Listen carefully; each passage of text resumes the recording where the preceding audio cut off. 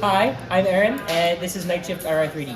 I'm working on the shooter, and I've decided to go for a hooded, fixed in-place shooter.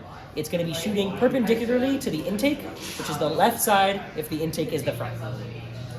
We're doing a hooded shooter. The hood is going to be powered wheels, reverse direction using two gears, two steel gears to add to the flywheel weight, and they're going to be together using number 25 chain using these pulleys here.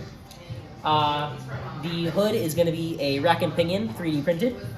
The flywheels we're using are these four wheels here with an extra metal plate for extra weight on the flywheel. We're doing a design mix between 1678 Citrus Circuits 2022 robot and 118 Robonauts 2017 robot for the shooter. We're making sure it's going to be small.